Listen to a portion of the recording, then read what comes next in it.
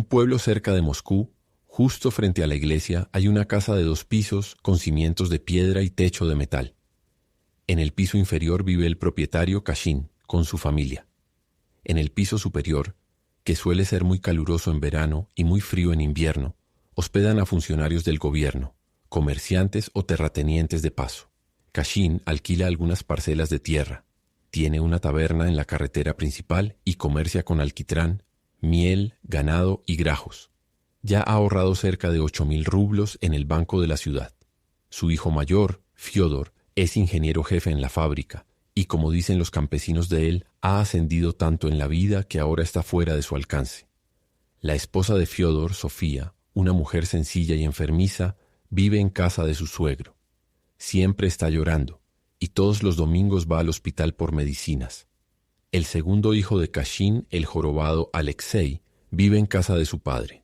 Apenas se ha casado con Bárbara, a quien escogieron para él de una familia pobre. Es una joven hermosa, inteligente y saludable.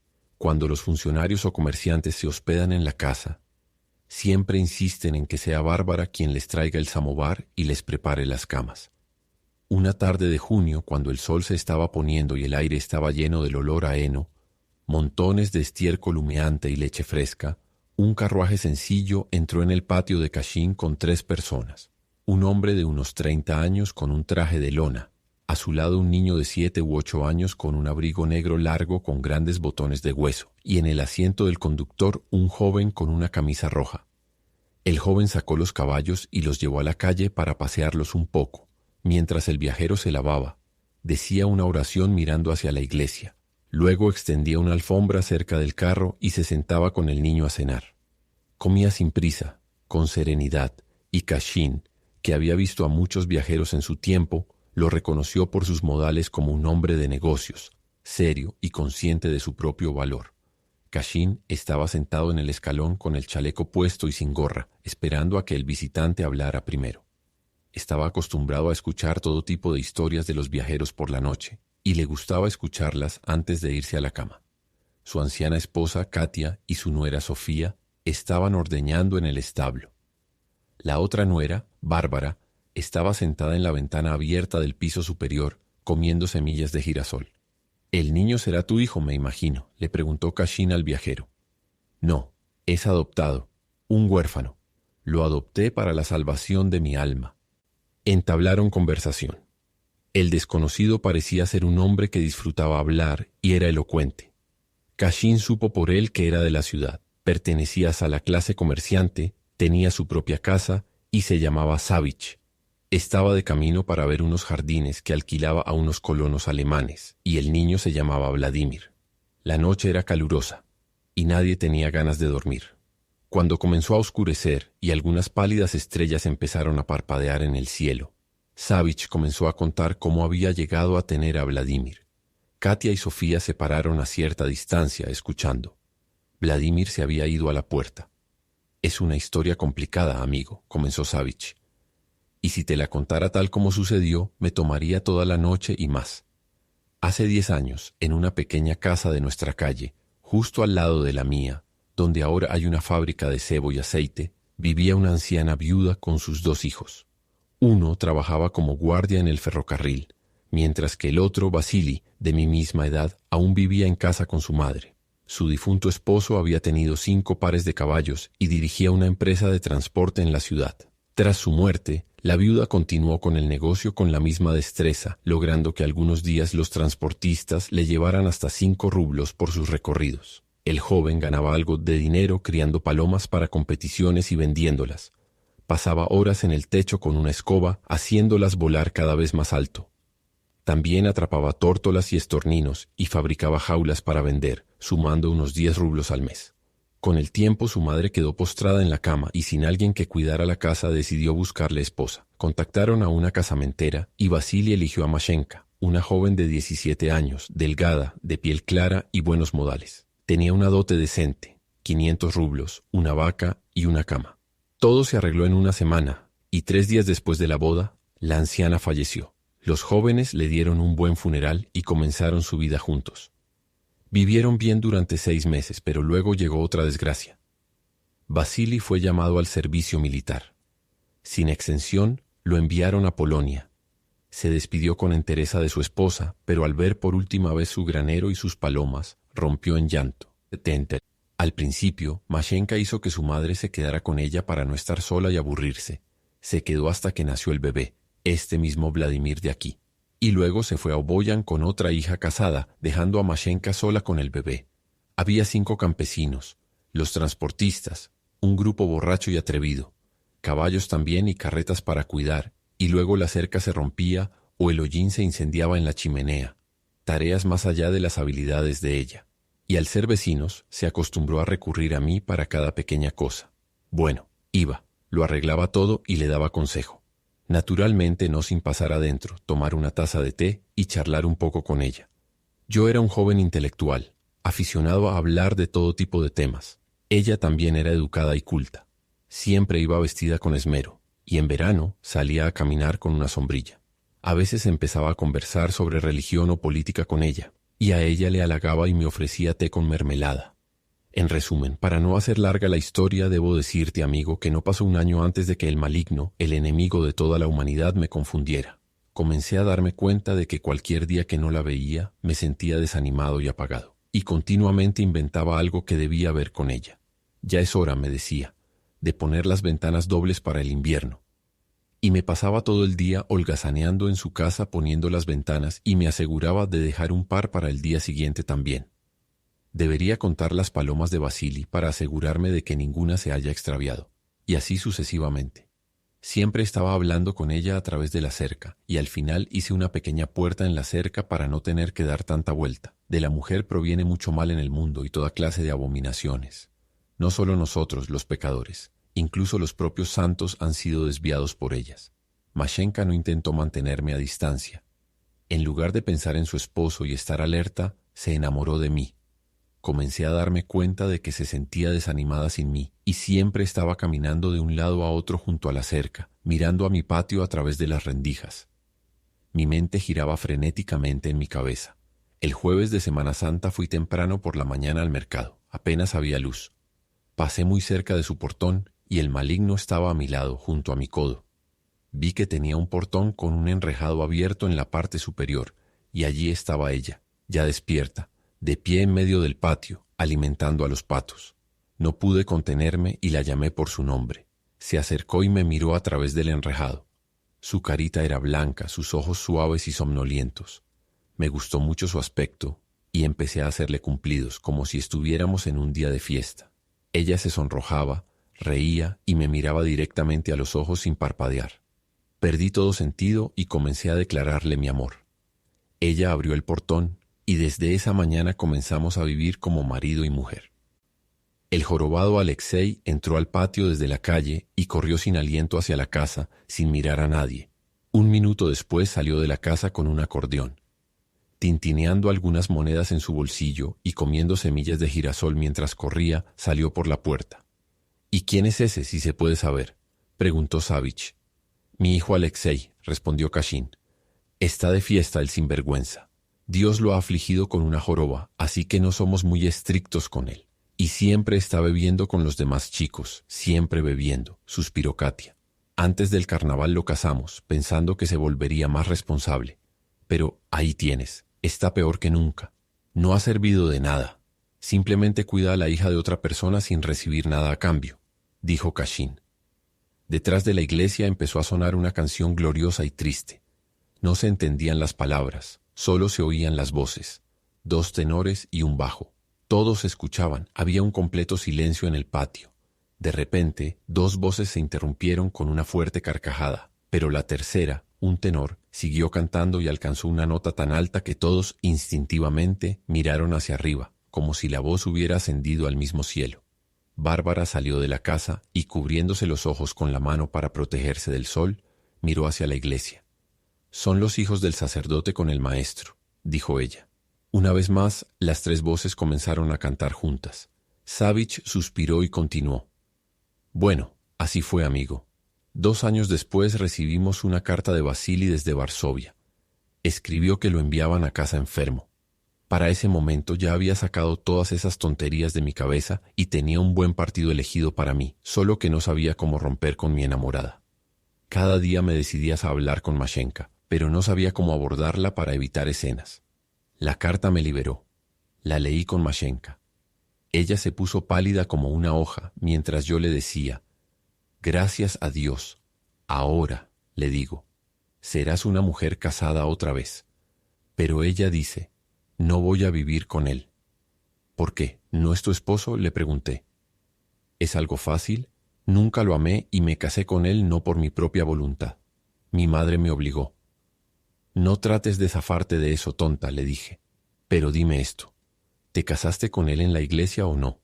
«Me casé», dijo ella, «pero es a ti a quien amo, y me quedaré contigo hasta el día de mi muerte. Que la gente se burle, me da igual». «Eres una mujer cristiana», le dije, «y has leído las Escrituras. ¿Qué está escrito ahí? Una vez casada, debe vivir con su marido», dijo Cashin. «El hombre y la mujer son una sola carne.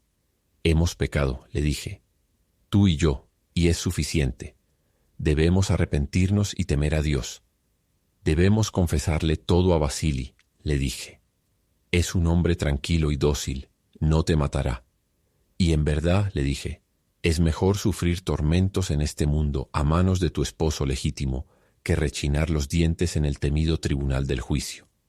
La muchacha no quiso escuchar. Se mantuvo en su necedad. «A ti te amo», y no pude sacarle nada más. Vasili regresó temprano el sábado antes del domingo de la Trinidad. Desde mi cerca lo vi correr a la casa y salir un minuto después con Vladimir en brazos, riendo y llorando a la vez. Besaba al niño mientras miraba hacia el granero, dudando entre soltarlo o ir a ver sus palomas. Siempre fue un hombre sentimental.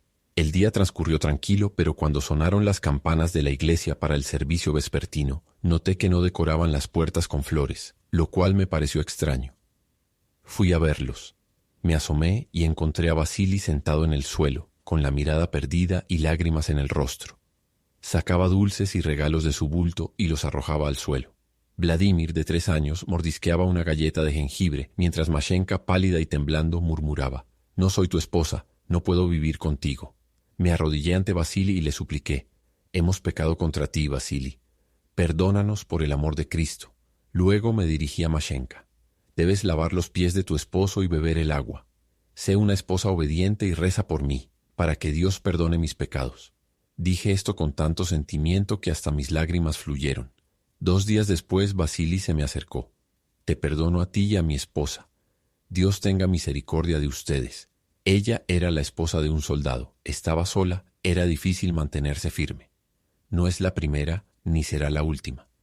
Solo te pido que actúes como si nada hubiera pasado. Yo haré todo lo posible por complacerla para que pueda amarme otra vez». Me dio la mano, bebió una taza de té y se fue más tranquilo. Bueno, pensé, gracias a Dios, y me sentí contento de que todo hubiera salido tan bien. Pero en cuanto Vasili salió del patio, entró Mashenka. ¡Ah!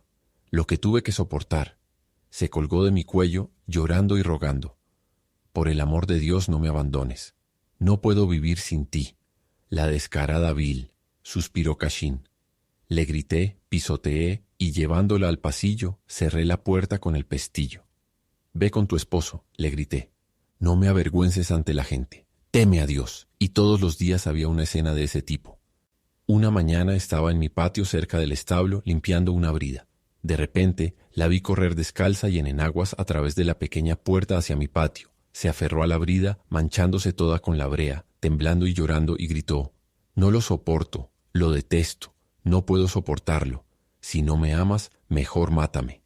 Me enojé, pero en ese instante Vasili entró por la puerta y con voz desesperada gritó: «¿Qué está pasando?». Sin embargo, él mismo se lanzó hacia ella y, agitando los brazos como un loco, la tiró al suelo y la pateó.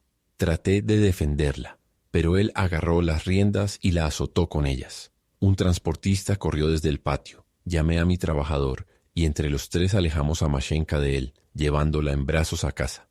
¡Qué vergüenza! Esa noche fui a ver cómo estaban. Mashenka estaba en la cama, envuelta en vendas, solo se le veían los ojos y la nariz, mirando fijamente al techo. «Buenas noches, Mashenka», dije. No respondió. En la otra habitación, Vasili lloraba con la cabeza entre las manos. «Qué bruto soy, he arruinado mi vida. Dios, déjame morir». Me senté junto a Mashenka y le hablé con seriedad. Los justos van al paraíso, pero tú irás al gehenna de fuego como todas las adúlteras. No luches contra tu esposo, arrodíllate ante él. No dijo nada, ni siquiera pestañeó, como si hablara con una pared. Al día siguiente Vasily enfermó de lo que parecía cólera y murió por la noche. Lo enterraron, pero Mashenka no asistió al funeral, avergonzada de mostrar su rostro y sus moretones. Poco después corrió el rumor de que no había muerto de forma natural, sino envenenado por Mashenka. La policía lo exhumó y encontraron arsénico en su estómago. Estaba claro, había sido envenenado. Arrestaron a Mashenka y junto con ella al inocente Vladimir. 8 meses después la juzgaron. Recuerdo verla sentada en un taburete bajo, con un pañuelo blanco en la cabeza y un vestido gris. Estaba delgada, pálida, con una mirada tan aguda que daba lástima verla. Detrás de ella un soldado con un arma. No confesó. Algunos decían que lo había envenenado, otros que él mismo se había quitado la vida por pena. Yo testifiqué, diciendo la verdad bajo juramento. Ella tiene la culpa. No amaba a su esposo, muy probablemente fue ella. El juicio duró todo el día. Por la noche la condenaron a 13 años de trabajos forzados en Siberia. Mashenka pasó 3 meses más en prisión. La visité por caridad cristiana y le llevé té y azúcar. Pero en cuanto me vio, comenzó a temblar y a retorcer las manos. «Vete, vete», murmuraba abrazando a Vladimir como si temiera que se lo quitara. «Mira en lo que te has convertido, Mashenka», le dije. «No quisiste escucharme cuando te di buenos consejos, y ahora debes cargar con las consecuencias». Ella se acurrucó contra la pared con Vladimir en brazos, temblando, sin dejar de repetir: «Vete, vete». Cuando la llevaban a la capital de nuestra provincia, caminé junto a la escolta hasta la estación y coloqué un rublo en su equipaje para la salvación de mi alma. Pero no llegó hasta Siberia. Cayó enferma de fiebre y murió en prisión. «Vive como un perro y tendrás que morir como un perro», dijo Kashin. Vladimir fue enviado de regreso a casa. Lo pensé y lo traje para criarlo. Después de todo, aunque sea hijo de una convicta, sigue siendo un alma viviente, un cristiano. Me dio lástima. Lo haré mi asistente, y si no tengo hijos propios, lo convertiré en comerciante. Donde quiera que vaya ahora, lo llevo conmigo, que aprenda su oficio. Durante todo el tiempo que Savich había estado contando su historia, Vladimir había estado sentado en una pequeña piedra cerca del portón. Con la cabeza apoyada en ambas manos miraba al cielo, y a lo lejos parecía un tronco de madera en la oscuridad. «Vladimir, ven a dormir», gritó Savich. «Sí, es hora», dijo Kashin levantándose. Bostezó ruidosamente y añadió: «La gente sigue su propio camino, y eso es lo que resulta de ello». Sobre el patio la luna flotaba ahora en el cielo. Se movía en una dirección mientras que las nubes debajo se movían en la dirección opuesta. Las nubes desaparecían en la oscuridad, pero aún se podía ver la luna sobre el patio. Savich dijo una oración mirando hacia la iglesia y al despedirse se acostó en el suelo cerca de su carro. Vladimir también rezó, se acostó en el carro y se cubrió con su abriguito. Se hizo un pequeño hueco en el heno para estar más cómodo y se acurrucó de modo que sus codos parecían rodillas. Desde el patio se podía ver a Kashin encender una vela en su habitación de abajo, ponerse las gafas y pararse en la esquina con un libro. Estuvo largo rato leyendo y persignándose. Los viajeros se quedaron dormidos. Katia y Sofía se acercaron al carruaje y comenzaron a observar a Vladimir. «El pequeño huérfano está dormido», dijo la anciana. «Es delgado y frágil, nada más que huesos, sin madre y sin nadie que lo cuide adecuadamente». «Mi pequeña hija debe ser 2 años mayor», dijo Sofía. «Allí en la fábrica vive como un esclavo sin su madre. El capataz debe pegarle, me atrevo a decir. Cuando vi a este pobre niño hace un momento, pensé en mi propio hijo, y mi corazón se heló dentro de mí». Pasó un minuto en silencio. «Supongo que no recuerda a su madre», dijo la mujer mayor. «¿Cómo podría recordarla él?». Y grandes lágrimas comenzaron a rodar de los ojos de Sofía. «Se ha acurrucado como un gato», dijo, sollozando y riendo con ternura y tristeza. «Pobre criatura sin madre». Vladimir se sobresaltó y abrió los ojos. Vio frente a él un rostro arrugado y lleno de lágrimas, y junto a él otro envejecido y desdentado, con una barbilla afilada y nariz ganchuda, y muy por encima de ellos el cielo infinito con las nubes volando y la luna. Gritó asustado y Sofía también lanzó un grito. Ambos fueron respondidos por el eco, y un leve movimiento pasó sobre el aire sofocante.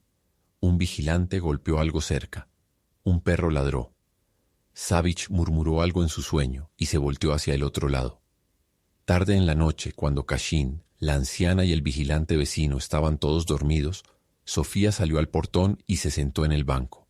Se sentía sofocada y le dolía la cabeza de tanto llorar. La calle era ancha y larga. Se extendía por casi 3 kilómetros hacia la derecha y lo mismo hacia la izquierda, y el final de ella no se veía. La luna ya no estaba sobre el patio, sino detrás de la iglesia. Un lado de la calle estaba inundado por la luz de la luna, mientras que el otro lado yacía en sombra negra. Las largas sombras de los álamos y los palomares se extendían por toda la calle, mientras la iglesia proyectaba una sombra ancha, negra y aterradora que envolvía los portones de Cashin y la mitad de su casa. La calle estaba tranquila y desierta. De vez en cuando, los acordes de música llegaban débilmente desde el extremo de la calle, probablemente Alexei tocando su concertina. Alguien se movió en la sombra cerca del recinto de la iglesia y Sofía no pudo distinguir si era un hombre, una vaca o tal vez simplemente un gran pájaro susurrando entre los árboles. Pero entonces una figura salió de la sombra, se detuvo y dijo algo con voz de hombre. Luego desapareció por la esquina junto a la iglesia. Un poco después, a menos de 3 metros de la puerta, apareció otra figura. Caminó directamente desde la iglesia hacia la puerta y se detuvo al ver a Sofía en el banco. «¿Eres tú, Bárbara?», dijo Sofía. «¿Y si así fuera?». Era Bárbara. Se detuvo un minuto, luego se acercó al banco y se sentó. «¿Dónde has estado?», preguntó Sofía. Bárbara no respondió. «Más te vale que tengas cuidado de no meterte en problemas con esas andanzas, chica», dijo Sofía. «¿Oíste cómo a Mashenka la golpearon y azotaron con las riendas? Más te vale tener cuidado, o te tratarán igual.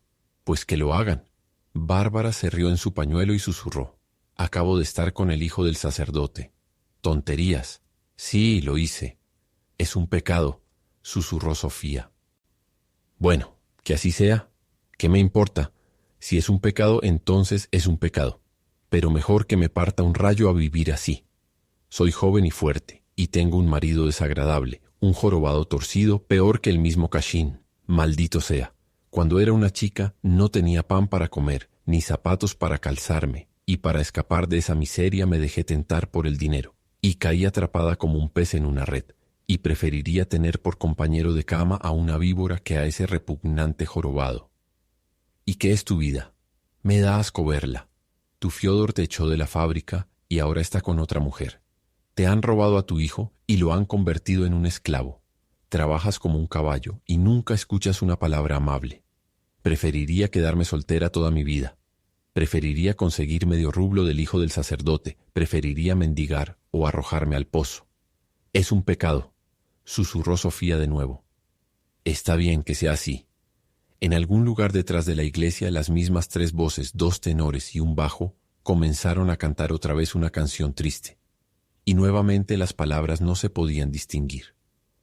«No se acuestan temprano», dijo Bárbara riendo, y comenzó a contar en susurros sobre sus paseos nocturnos con el hijo del sacerdote, las historias que él le había contado sus amigos y la diversión que tenía con los viajeros que se hospedaban en la casa. La canción triste despertó un anhelo de vida y libertad. Sofía comenzó a reír, pensó que era pecaminoso y terrible y dulce de escuchar, y se sintió envidiosa y lamentó no haber sido también una pecadora cuando era joven y bonita. En el cementerio de la iglesia escucharon 12 golpes en la tabla del guardián. «Es hora de que nos vayamos a dormir», dijo Sofía levantándose, «o tal vez recibiremos de Cashin». Ambas entraron silenciosamente al patio. «Me fui sin escuchar lo que estaban contando sobre Mashenka», dijo Bárbara, haciéndose una cama debajo de la ventana. «Murió en prisión», dijo. «Envenenó a su marido». Bárbara se acostó junto a Sofía por un momento y dijo suavemente: «Yo terminaría con mi Alexei y nunca me arrepentiría». «Dices disparates. Que Dios te perdone».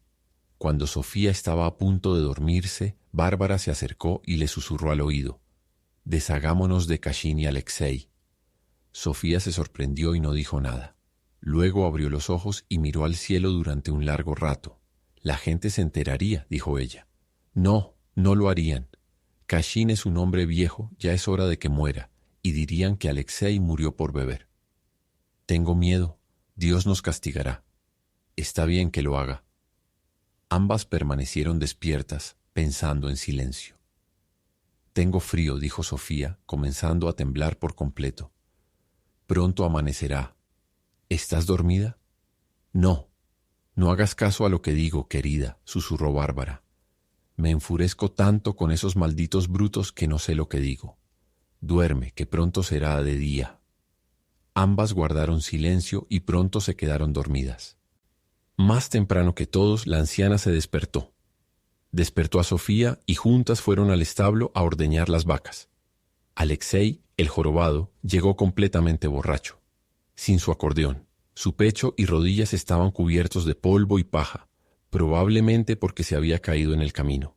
Tambaleándose entró al establo y sin desvestirse se tiró en un trineo y comenzó a roncar de inmediato, cuando primero las cruces de la iglesia y luego las ventanas empezaron a brillar con la luz del sol naciente, y las sombras se extendieron por el patio sobre la hierba cubierta de rocío desde los árboles y la parte superior del pozo. Savich se levantó de un salto y comenzó a apresurarse. «Vladimir, levántate», gritó. «Es hora de enganchar los caballos. Date prisa». El bullicio de la mañana estaba comenzando. Una joven judía con un vestido marrón con volantes llevó un caballo al patio para beber. La polea del pozo chirrió lastimosamente y el cubo golpeó al descender. Vladimir, soñoliento y cansado, cubierto de rocío, se sentó en el carro, poniéndose perezosamente su abrigo y escuchando el goteo del agua del cubo en el pozo mientras temblaba de frío. «Tía», gritó Savich a Sofía, «dile a mi chico que se dé prisa y enganche los caballos». Y en ese mismo instante, Kashin gritó desde la ventana, «Sofía, toma un centavo de la dueña por la bebida del caballo». Siempre están aquí, las criaturas sarnosas. En la calle, las ovejas corrían de un lado a otro, balando. Las campesinas gritaban al pastor mientras él tocaba su flauta, chasqueaba su látigo o respondía con una voz grave y somnolienta. 3 ovejas se desviaron hacia el patio y al no encontrar la puerta empujaron la cerca. Bárbara se despertó por el ruido y recogiendo su ropa de cama en los brazos entró en la casa. «Podrías al menos sacar las ovejas», le gritó la anciana desde atrás. «Mi señora, lo que me faltaba, como si fuera a esclavizarme para ustedes», murmuró Bárbara entrando en la casa. Kashin salió de la casa con sus cuentas en la mano, se sentó en el escalón y comenzó a calcular cuánto le debía el viajero por el alojamiento de la noche, así como por la avena y el agua para sus caballos. «Usted cobra bastante caro por la avena, buen señor», dijo Savich. «Si es demasiado, no los tome. No hay obligación, vendedor». Cuando los viajeros estaban listos para partir, se detuvieron por un momento. Vladimir había perdido su gorra. «¿Dónde la pusiste?», rugió Savich con enojo. «¿Dónde está?». El rostro de Vladimir se deformaba de terror. Corría de un lado a otro cerca del carruaje, y al no encontrarla allí, corrió hacia la puerta y luego hacia el cobertizo. La anciana y Sofía lo ayudaron a buscar. «Te arrancaré las orejas», gritó Savich. «Cerdito». La gorra se encontró en el fondo del carruaje. Vladimir sacudió el heno de la gorra con la manga, se la puso y tímidamente se metió en el carruaje todavía con una expresión de miedo en el rostro, como si temiera un golpe por detrás. Savich se santiguó. El conductor tiró de las riendas y el carruaje salió del patio. El fin.